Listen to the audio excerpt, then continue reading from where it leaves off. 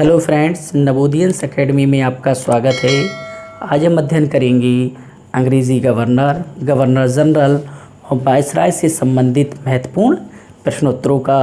तो चलिए प्रारंभ करते हैं। पहला प्रश्न है, क्लाइव ने मुग़ल सम्राट शाह आलम द्वितीय को किस संधि के द्वारा कंपनी के संरक्षण में ले लिया था? तो इलाहाबाद की द्वितीय संधि के द्वारा क्लाइव ने मुग़ल सम्राट को अपने अधीन या कहा जाए कंपनी के अधीन ले लिया था। अगला प्रश्न है, भारत में कंपनी के अधीन प्रथम गवर्नर जनरल कौन था? तो कौन था? Warren Hasting. Warren Hasting Bharat में कंपनी के अधीन प्रथम गवर्नर जनरल था। अगला प्रश्न है, हेस्टिंग ने राजकीय कोषागार को मुर्शिदाबाद से हटाकर कहाँ स्थानांतरित किया था? तो कहाँ किया था? कलकत्ता। हेस्टिंग ने राजकीय कोषागार को मुर्शिदाबाद से कलकत्ता स्थानांतरित किया था। अगला प्रश्न है, कलकत्ता में मुस्लिम शिक्षा के विकास के लिए प्रथम मदरसा कब और किसने स्थापित किया था? तो किसने किया था? 1781 ईस्वी में वारेन हेस्टिंग ने। 1781 में वारेन हेस्टिंग ने कलकत्ता में मुस्लिम शिक्षा के विकास के लिए प्रथम मदरसे की स्थापना की थी। अगला प्रश्न है, बनारस में संस्कृत विद्यालय की स्थापना कब और किसने की थी? तो 1792 ईस्वी में जोनाथन डंकन ने की थी। अगला प्रश्न है, गीता के अंग्रेजी अनुवादक विलियम विल्किंसन को किसने आश्रय प्रदान किया था? तो किसने किया था? वारेन हेस्टिंग ने। अगला प्रश्न है, the Asiatic society of Bengal की स्थापना किसने की थी? तो सर विलियम जोन्स ने की थी 1784 ईस्वी में। The Asiatic society of Bengal की स्थापना सर विलियम जोन्स ने 1784 में की थी। अगला प्रश्न है, भारत का पहला समाचार पत्र द बंगाल गजट का प्रकाशन किसने किया था? तो किसने किया था? जेम्स ए हिक्की ने 1780 में किया था। भारत का पहला समाचार पत्र द बंगाल गजट का प्रकाशन जेम्स ए हिक्की ने 1780 ईस्वी में किया था। अगला प्रश्न है, कलकत्ता में एक उच्च न्यायालय की स्थापना कब की गई थी? तो कलकत्ता में एक उच्च न्यायालय की स्थापना रेगुलेटिंग एक्ट के तहत 1774 में की गई थी। अगला प्रश्न है, बोर्ड ऑफ रेवेन्यू की स्थापना किसके काल में हुई थी? तो बोर्ड ऑफ रेवेन्यू की स्थापना वारेन हेस्टिंग के काल में हुई थी। अगला प्रश्न है, वारेन हेस्टिंग ने अपना इस्तीफ़ा किसके विरोध में दे दिया था? तो पिट्स इंडिया एक्ट 1784 के विरोध में वारेन हेस्टिंग ने इस्तीफ़ा दे दिया था। अगला प्रश्न है, हेस्टिंग के बाद अस्थायी गवर्नर जनरल किसे नियुक्त किया गया था? तो सर जॉन मैकफर्सन को अस्थायी गवर्नर जनरल नियुक्त किया गया था। अगला प्रश्न है, किसके समय में जिले के समस्त अधिकार कलेक्टर के हाथों में दे दिए गए थे? तो लॉर्ड कॉर्नवालिस के समय में जिले के समस्त अधिकार कलेक्टर के हाथों में दे दिए गए थे। अगला प्रश्न है, भ्रमण करने वाली अदालतें किसने शुरू की थीं? तो भ्रमण करने वाली अदालतें लॉर्ड कॉर्नवालिस ने शुरू की थीं। अगला प्रश्न है, प्रसिद्ध कॉर्नवालिस कोड का निर्माण कब और किसने करवाया था? तो 1793 ईस्वी में कॉर्नवालिस ने करवाया था। अगला प्रश्न है, ये कोड किस सिद्धांत पर आधारित था? तो कॉर्नवालिस कोड शक्तियों के पृथक्करण के सिद्धांत पर आधारित था और ये प्रश्न 2 से 3 बार पूछा गया है। तो कॉर्नवालिस कोड शक्तियों के पृथक्करण के सिद्धांत पर आधारित था। अगला प्रश्न है, स्थायी बंदोबस्त पद्धति कब और किसने लागू की थी? स्थायी बंदोबस्त पद्धति 1793 में कॉर्नवालिस ने लागू की थी। स्थायी बंदोबस्त पद्धति कॉर्नवालिस ने लागू की थी। तो कब की थी? 1893 ईस्वी में। अगला प्रश्न है स्थायी बंदोबस्त योजना किसने बनाई थी? स्थायी बंदोबस्त योजना सर जॉन शोर ने बनाई थी। किसने बनाई थी? सर जॉन शोर ने। स्थायी बंदोबस्त योजना सर जॉन शोर ने बनाई थी। अगला प्रश्न है भारत में सिविल सेवा का जनक किसे माना जाता है? तो भारत में सिविल सेवा का जनक लॉर्ड कॉर्नवालिस को माना जाता है। अगला प्रश्न है अहस्तक्षेप की नीति किसने अपनाई थी? तो सर जॉन शोर ने अहस्तक्षेप की नीति अपनाई थी। अगला प्रश्न है भारत में सहायक संधि की पद्धति किसने शुरू की थी?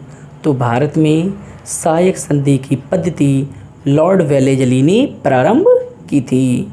अगला प्रश्न है भारत में सहायक संधि का प्रयोग वेलेजली से पूर्व किसने किया था? तो फ्रांसीसी गवर्नर डुप्ले ने सहायक संधि का प्रयोग किया था। अगला प्रश्न है कलकत्ता में फोर्ट विलियम कॉलेज की स्थापना किसके शासनकाल में हुई थी? तो कलकत्ता में फोर्ट विलियम कॉलेज की स्थापना वेलेजली के शासनकाल में हुई थी। अगला प्रश्न है कौन सा ब्रिटिश गवर्नर अपने आप को बंगाल का शेर कहता था? तो वेलेजली अपने आप को बंगाल का शेर कहता था। अगला प्रश्न है बेल्लौर में सिपाही विद्रोह किसके काल की महत्वपूर्ण घटना है? तो बेल्लौर में सिपाही विद्रोह सर जॉर्ज वारलो के काल की घटना है। क्या प्रश्न है हमारा? बेल्लौर में सिपाही विद्रोह किसके काल की महत्वपूर्ण घटना है? तो सर जॉर्ज वारलो के काल की ये महत्वपूर्ण घटना है। अगला प्रश्न है चार्टर एक्ट किसके समय में पास हुआ था? Charter act Lord Minto first के समय में पास हुआ था। अगला प्रश्न है संगोली की संधि किन के बीच हुई थी? संगोली की संधि 1861 ईस्वी में अंग्रेज़ों एवं गोरखों के बीच हुई थी। ये प्रश्न कई बार पूछा गया है। संगोलों की संधि किसके बीच हुई थी? तो अंग्रेज़ों और गोखरों के बीच हुई थी 1816 ईस्वी में। अगला प्रश्न है मराठों की शक्ति को अंतिम रूप से किसने नष्ट कर दिया था? तो लॉर्ड हेस्टिंग ने नष्ट कर दिया था और लॉर्ड हेस्टिंग के समय में ही पिंडारियों का दमन किया गया था। तो पिंडारियों का दमन किसके समय में हुआ है? तो लॉर्ड हेस्टिंग के। ये प्रश्न भी पूछा गया है तो आप इसे नोट कर लें। क्या पिंडारियों का दमन किसके समय में हुआ था? तो लॉर्ड हेस्टिंग के समय में हुआ था। अगला प्रश्न है टेनेसी एक्ट या काश्तकारी अधिनियम किसने लागू किया था? टेनेसी एक्ट या काश्तकारी अधिनियम 1822 ईस्वी में हेस्टिंग ने लागू किया था। अगला प्रश्न है प्रथम आंग्ल बर्मा युद्ध किसके समय में हुआ था? प्रथम आंग्ल बर्मा युद्ध लॉर्ड एमहर्स्ट के समय में हुआ था जो 1824 से 1826 के मध्य हुआ था। अगला प्रश्न है यांडबू की संधि किन के बीच हुई थी? यांडबू की संधि बर्मा और अंग्रेज़ों के बीच हुई थी जो 1826 में हुई थी। अगला प्रश्न है भारत का पहला गवर्नर जनरल कौन था? तो भारत का पहला governor general Lord William Bentinck था। भारत का प्रथम governor general Lord William Bentinck था। अगला प्रश्न है सती प्रथा को किसने समाप्त किया था? सती प्रथा को राजा राम मोहन राय के सहयोग से विलियम बेंटिक ने समाप्त किया था। और कब किया था? 1829 में। तो सती प्रथा को किसने समाप्त किया है? विलियम बेंटिक ने। अगला प्रश्न है बेंटिक के अलावा किसने सती प्रथा को रोकने का प्रयास किया था? तो बेंटिक के अलावा अकबर और मराठा पेशवाओं ने सती प्रथा को रोकने का प्रयास किया था। अगला प्रश्न है ठगी प्रथा को किसने समाप्त किया था? ठगी प्रथा को कर्नल स्लीमन के सहयोग से बेंटिक ने 1830 ईस्वी में समाप्त किया था। ठगी प्रथा को कर्नल स्लीमन के सहयोग से विलियम बेंटिक ने 1830 में समाप्त किया था। अगला प्रश्न है कलकत्ता में कलकत्ता मेडिकल कॉलेज की स्थापना किसने की थी? कलकत्ता में कलकत्ता मेडिकल कॉलेज की स्थापना विलियम बेंटिक ने की थी 1835 ईस्वी में। अगला प्रश्न है, अंग्रेजी को शिक्षा का माध्यम किसने बनाया था? तो अंग्रेजी को शिक्षा का माध्यम मैकाले की अनुशंसा पे बेंटिक ने बनाया था। अगला प्रश्न है, कानून का वर्गीकरण किसके द्वारा किया गया?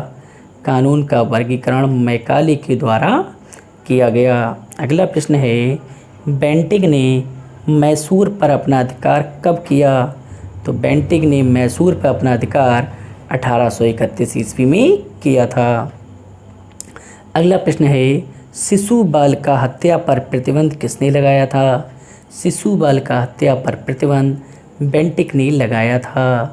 अगला प्रश्न है, भारतीय प्रेस का मुक्तिदाता किसे कहा जाता है? भारतीय प्रेस का मुक्तिदाता किसे कहा जाता है? तो चार्ल्स मेटकॉफ को कहा जाता है। अगला प्रश्न है, कलकत्ता से दिल्ली तक ग्रैंड ट्रंक रोड की मरम्मत किसने करवाई थी?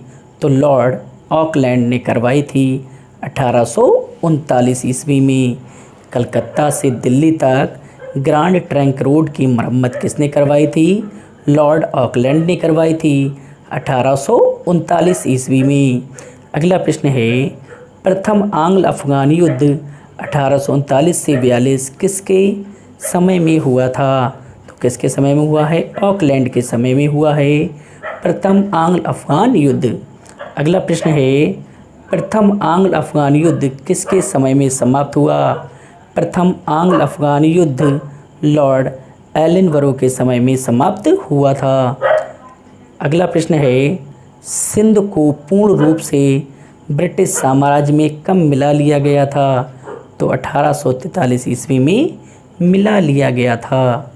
अगला प्रश्न है, दास प्रथा का उन्मूलन किसके समय में हुआ था? दास प्रथा का उन्मूलन एलनबरो के समय में हुआ था। अगला प्रश्न है, दास प्रथा का उन्मूलन किसके समय में हुआ था? दास प्रथा का उन्मूलन एलनबरो के समय में हुआ था। अगला प्रश्न है, प्रथम आंग्ल सिख युद्ध 1845 से 46 किसके समय में लड़ा गया? तो लॉर्ड हार्डिंग के समय में लड़ा गया।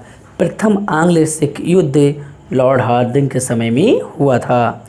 अगला प्रश्न है, प्रथम आंग्ल सिख के युद्ध में किसकी विजय हुई थी?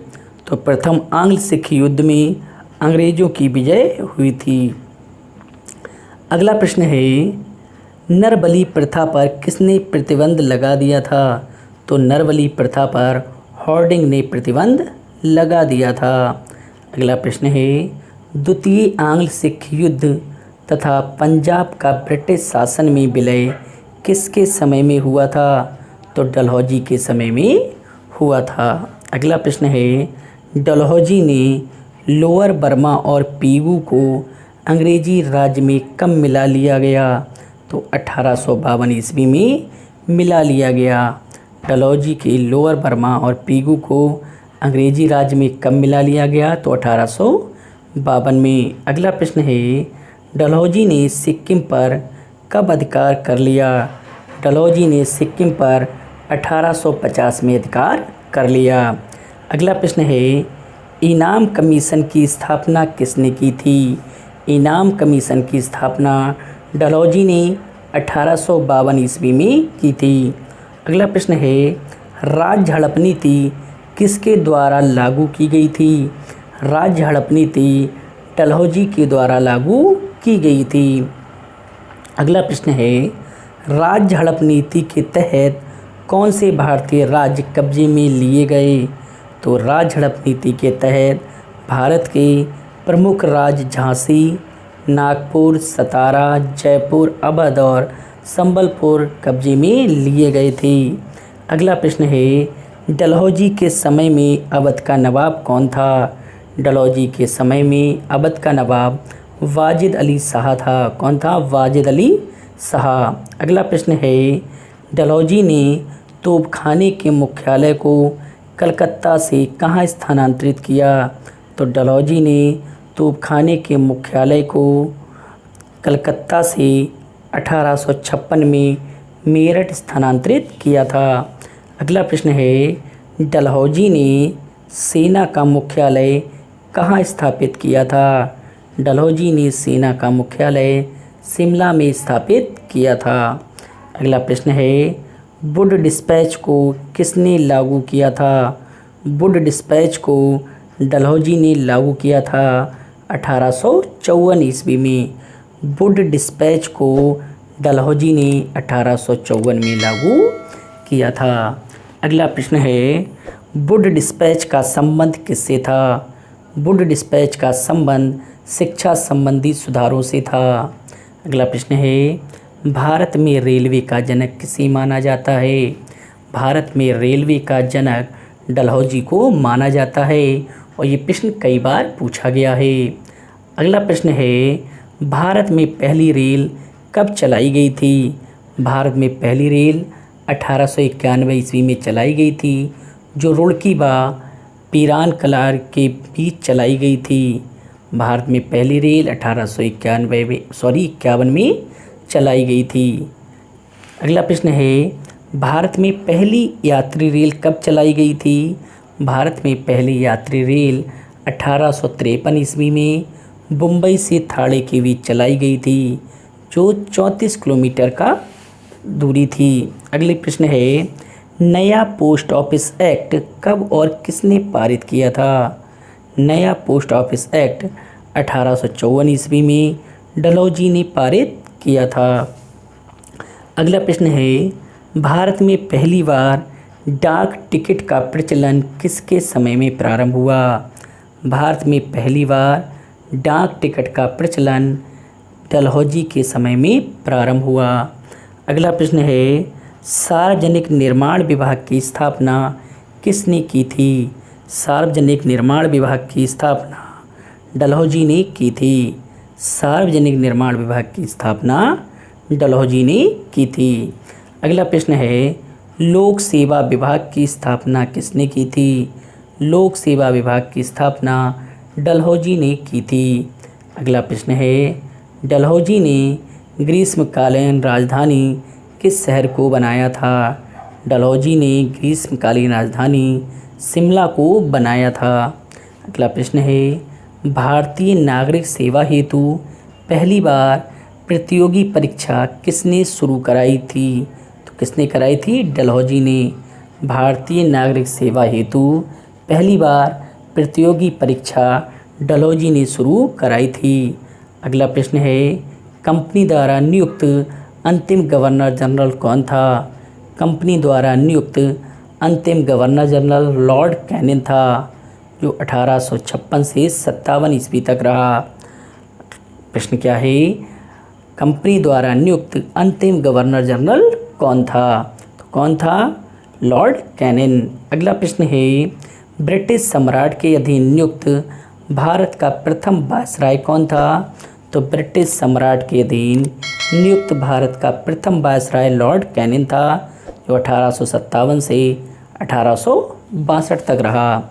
अगला प्रश्न है, किस महत्वपूर्ण घटना के बाद गवर्नर जनरल का पद समाप्त कर वायसराय का पद बनाया गया? तो 1857 की क्रांति के उपरांत। 1857 की क्रांति के बाद गवर्नर जनरल का पद समाप्त कर दिया गया और उसकी जगह पर नया पद बनाया गया, जिसे भारत का वायसराय कहा गया। और इसी क्रांति के बाद भारत सचिव पद का भी सृजन किया गया। अगला प्रश्न है, किस घटना के बाद भारत का शासन ईस्ट इंडिया कंपनी के हाथों से निकलकर ब्रिटिश सम्राट के हाथों में आ गया? तो 1857 की क्रांति के बाद। अगला प्रश्न है, इंडियन हाई कोर्ट एक्ट किसने पारित किया था? Indian high court act Lord Canning ने पारित किया था।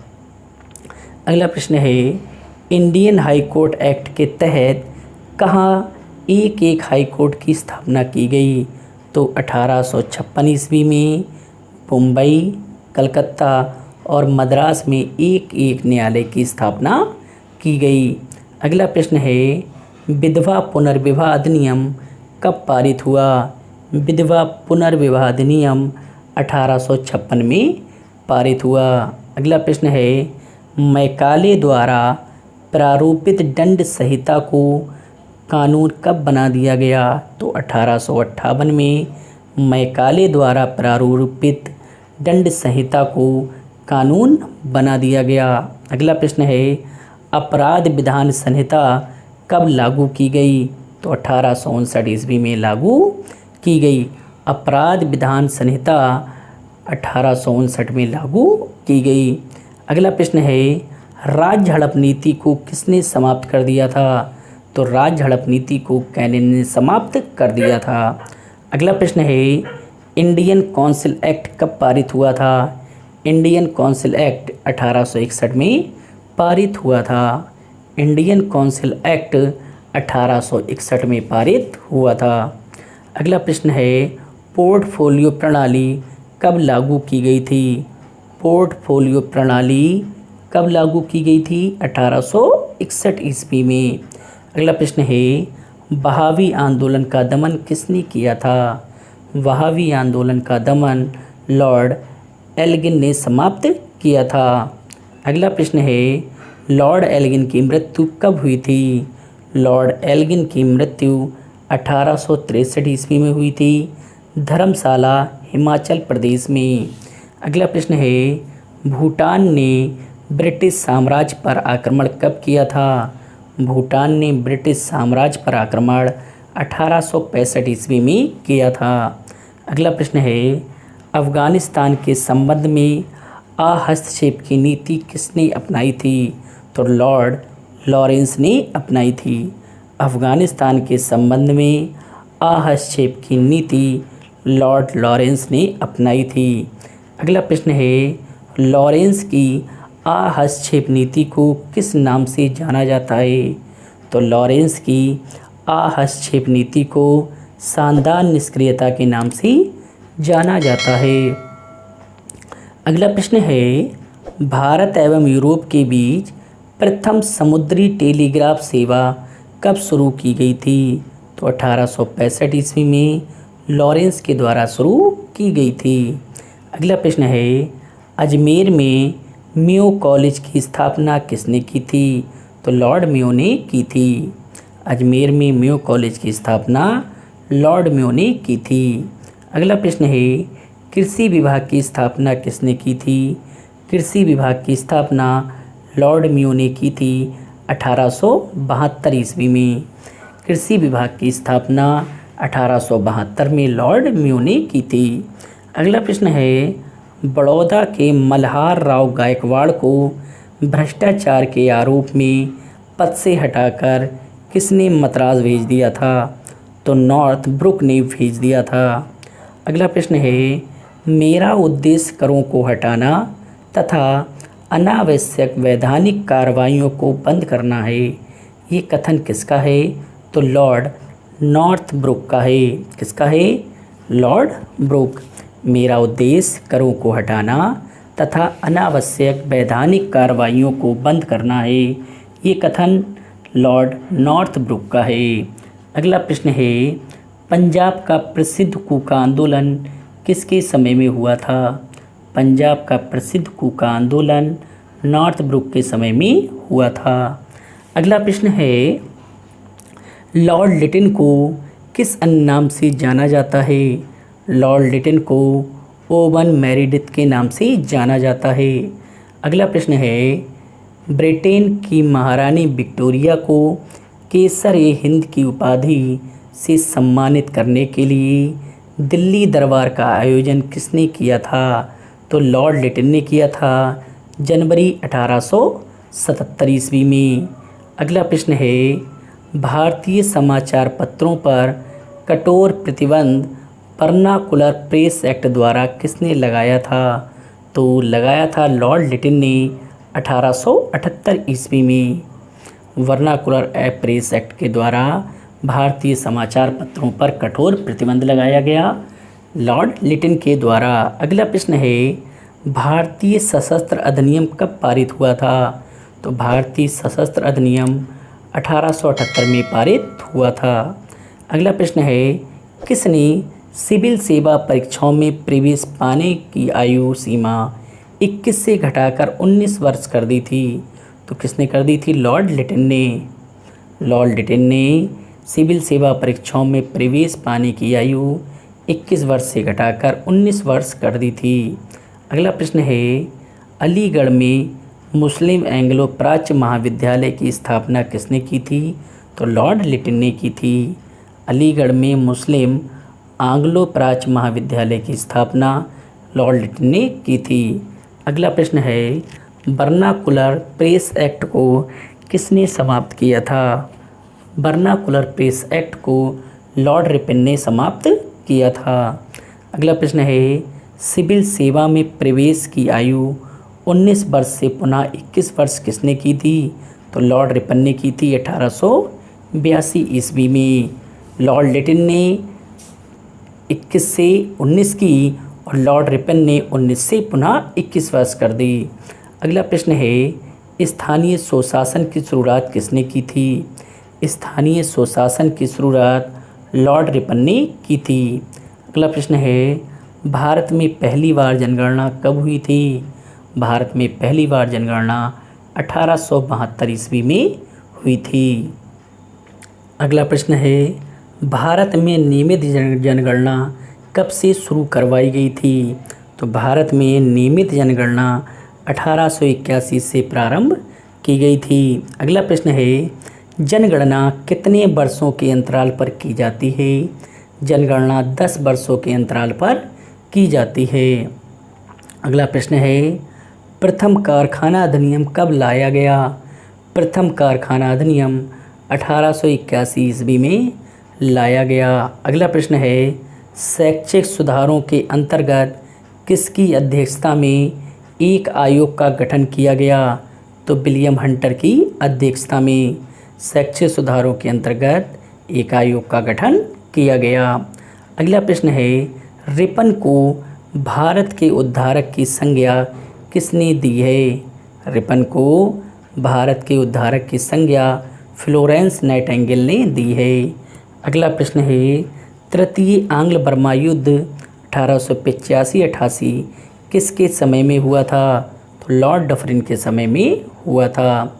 अगला प्रश्न है, बंगाल, अवध और पंजाब में टेंसी एक्ट किसके समय में पारित हुआ था? तो लॉर्ड डफरिन के समय में पारित हुआ था।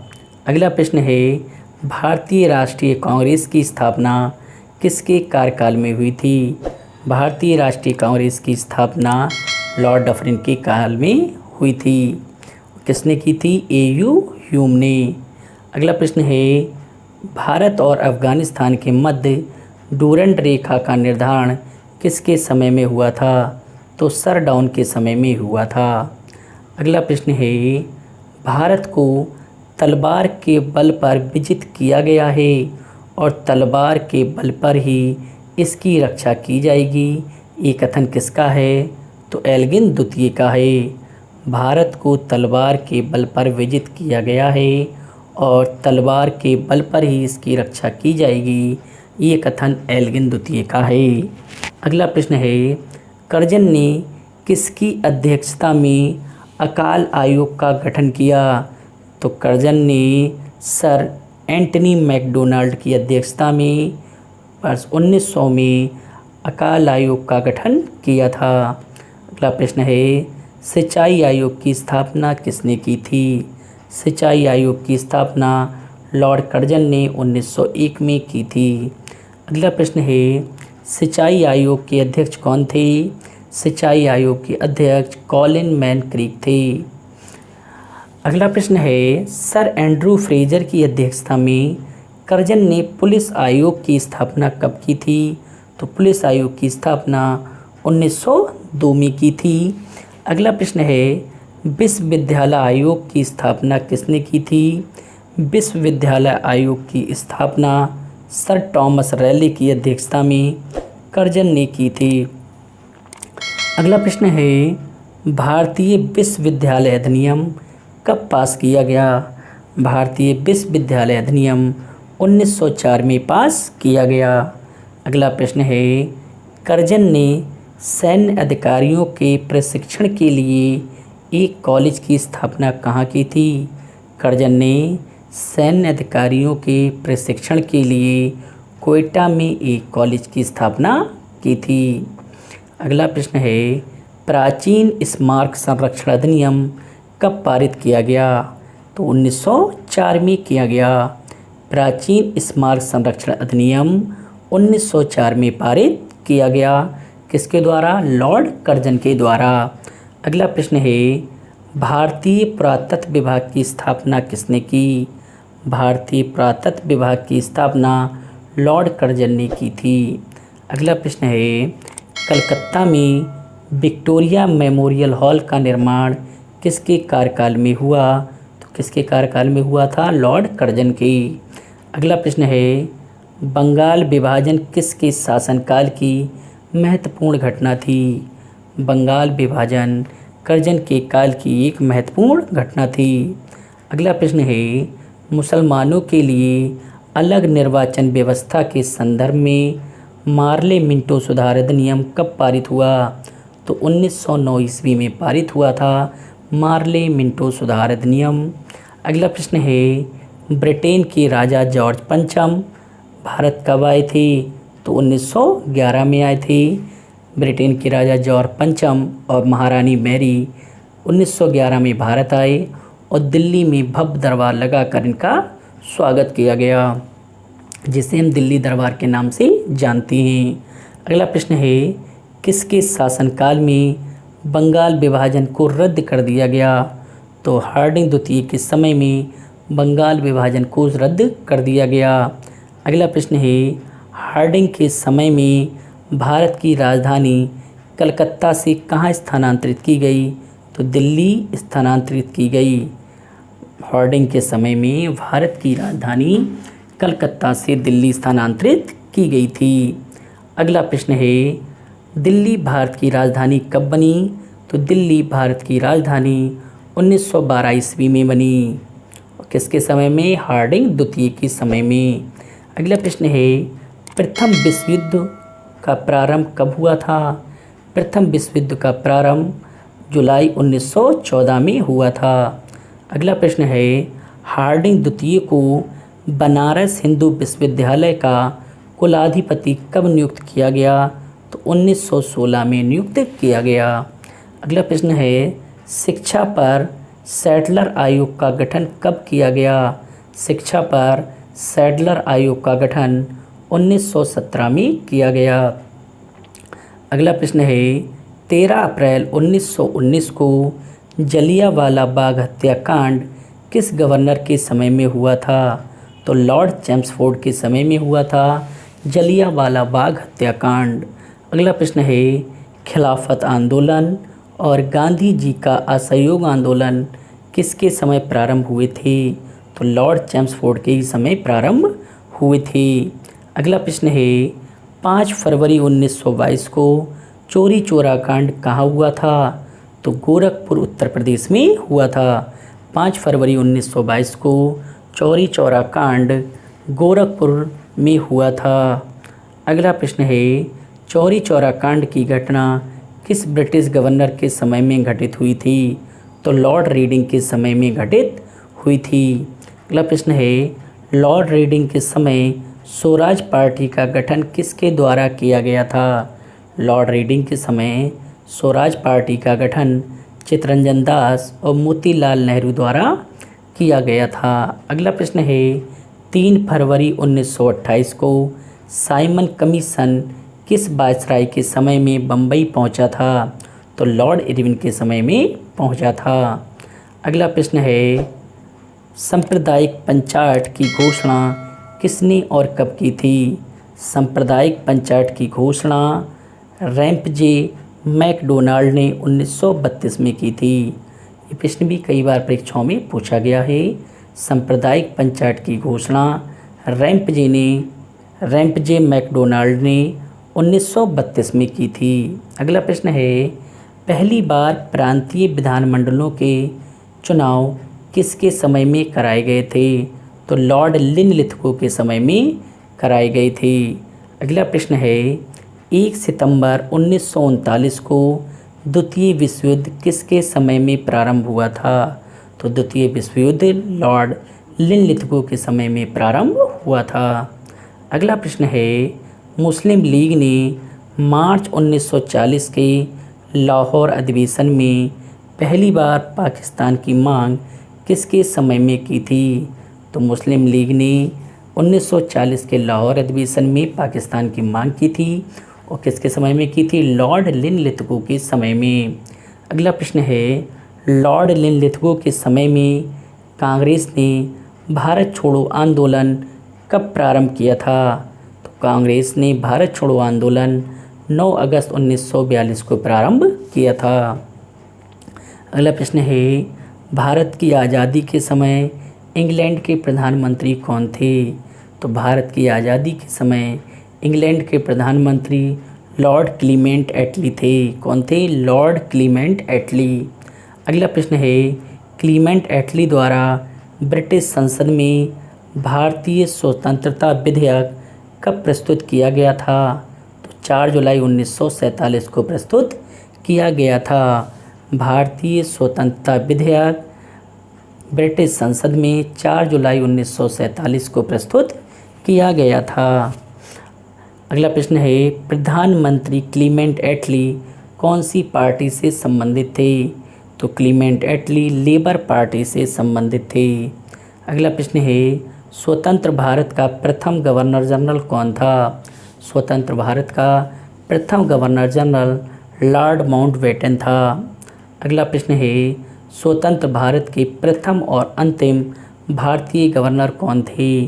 स्वतंत्र भारत के प्रथम और अंतिम भारतीय गवर्नर सी राजगोपालाचारी थे। मित्रों अगर वीडियो पसंद आई हो तो लाइक और शेयर करें, चैनल को सब्सक्राइब करें। धन्यवाद।